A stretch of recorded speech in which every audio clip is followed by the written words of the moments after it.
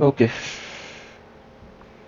ok, là j'ai dû reprendre la vidéo au niveau où j'ai laissé, tout simplement parce que le logiciel que j'utilisais pour faire l'enregistrement, la capture d'écran ne montrait pas certains détails. Donc là, je suis toujours au même niveau. J'ai maintenant décomposé la vue. J'espère que juste au niveau là, chacun est capable de s'en sortir avec le menu édition. Édition, on sélectionne d'abord la vue édition, maintenant on vient sur modifier, modifier, on vient là sur décomposer dans une vue courante. Là, ça, ici, dans le raccourci, c'est encore CTRL plus égal.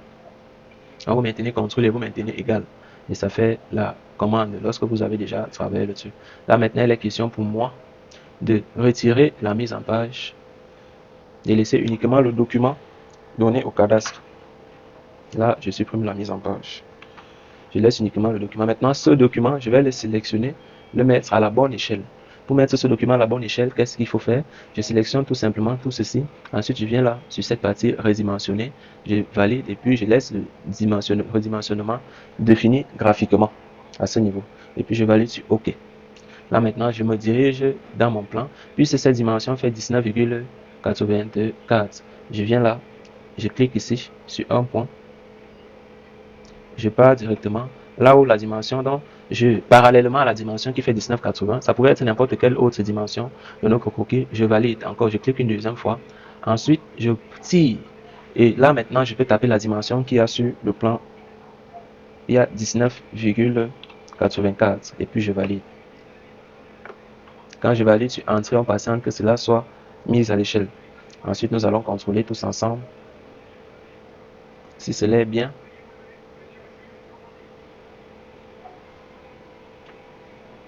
Bien. Nous allons maintenant prendre l'outil captation. On vient là, on clique ici. Ensuite, on valide, on cote pour voir la dimension que cela donne. Ici, c'est bon. De l'autre côté, là, on vérifie également. On valide. De l'autre côté, 23, 25, 83, c'est pas bon. Cela signifie qu'il y a eu quelques erreurs lors des relevés topographiques. Bien là, on valide. 14, 90, là-bas, c'est bon. On prend là et là. On valide. Ici, nous avons 7,03 au lieu de 7,02. Là, nous avons, on valide, 20,85. Donc, qu'est-ce qu'on va dire? Le 1 cm qui manque, qui a eu en gros, non, il y a eu 1 cm de gros ici, et 1 cm, pas centimètre, 1 millième de trop de part et d'autre. Donc là, nous sommes sur la marge. La marge d'erreur est acceptable. Là, maintenant, il est question pour nous de dessiner notre projet sur ce plan. Maintenant, pour rendre notre projet horizontal, qu'est-ce qu'il faut faire? On vient là, on sélectionne sur cette partie du bois, définir orientation, je valide là. Ensuite, je viens sur un coin de la maison, je clique, je suis une direction, un sens. Ensuite, je le mets à 0 degré. Là, c'est bon, notre terrain est maintenant à l'échelle, à la bonne dimension. Là, nous allons commencer à dessiner notre projet tel qu'il est sur notre plan. Nous allons passer sur notre plan.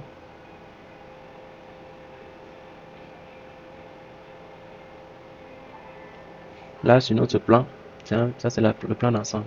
Sur notre plan, nous avons déjà un mur du magasin qui est directement collé à la limite, qui va faire directement également la clôture. Donc, nous allons commencer par dessiner ceci, le magasin et la salle d'études. Et pour cela, nous allons venir sur notre projet, venir là, copier d'abord tout ceci, essayer de mettre une couleur moins frappante dessus.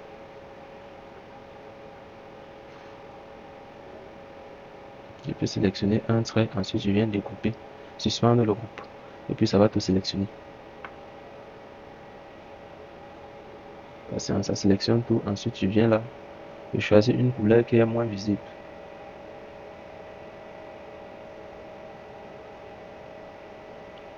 Pour notre croquis, nous patientons. Ensuite on vient là, on fait plutôt sur 25 ou 10%. On patiente. Bon là, c'est bon, on les sélectionne, mais ça n'a pas donné.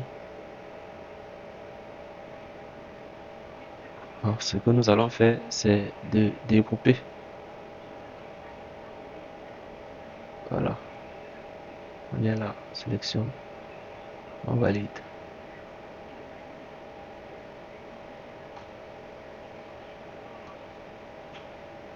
Bien, c'est fait.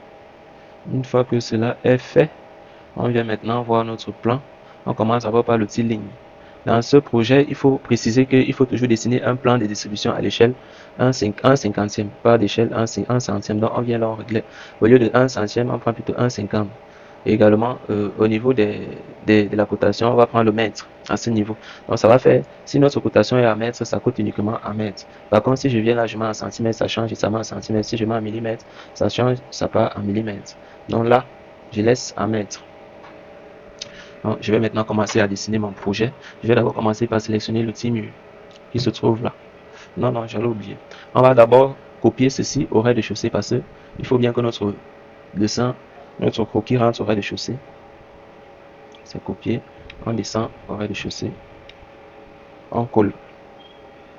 Pour ceux qui n'ont pas compris, pour quitter d'un étage à un autre, on maintient contrôle, on appuie sur les flèches directionnelles du haut et du bas en fonction de l'étage où nous voulons partir.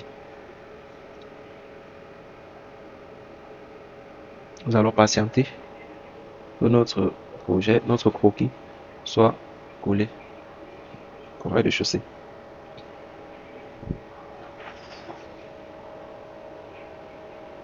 Bien, c'est fait. Alors maintenant, nous allons sélectionner notre outil mur, paramétrer notre outil mur. Notre outil mur, on le paramètre, ensuite on le met à l'épaisseur de 20 cm. Ça, c'est y compris crépissage pour connaître la dimension qui peut nous rester à l'intérieur de notre projet lorsque nous avons fini le crépissage. Là, on laisse la hauteur à 3,15 m, le bas, la base, on la laisse à 0. Ensuite, on valide. Par contre, notre mur, on va le mettre à avec une peinture blanche titanium. Peinture blanche titanium. Peinture blanche titanium. Alors, on va mettre ceci en peinture blanche titanium. Ici, 3,15, là, 0,20 cm. On valide dessus. OK. Et notre emplacement de ligne de référence, on va toujours mettre au centre. Nous allons là. On valide. On met notre centre, notre ligne de référence au centre. On fait CTRL T. On ramène ça comme ceci pour ne pas déborder la limite du terrain. Ensuite, on fait pareil dans l'autre sens. On fait CTRL R, CTRL pour faire une rotation plus copie. Là, c'est fait. Ensuite, on fait CTRL T pour ne pas déborder les limites du terrain. Ensuite, on sélectionne les deux, on fait une intersection. Là, c'est bon. Nous allons maintenant commencer par dessiner notre magasin et notre salle d'études complète. On finit totalement avec cette partie. Donc, on prend notre mur ici, on le décale là de 2,50 plus 15, donc 2,65. Également là, de là à là, 2,73 plus 15. Donc, on va directement aller ainsi. On sélectionne CTRL T, CTRL. Ensuite, on fait 2,65. Ensuite, on fait CTRL T, CTRL. 2,73 entrée. On ajoute. On valide ici également 2,50.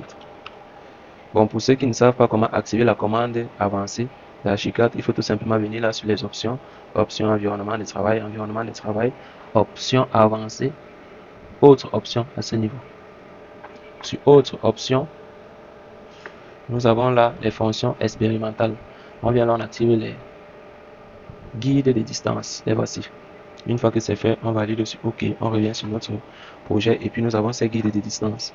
On finit maintenant avec notre projet. On fait maintenant un décalage d'ici à là, de là à là, 5,22.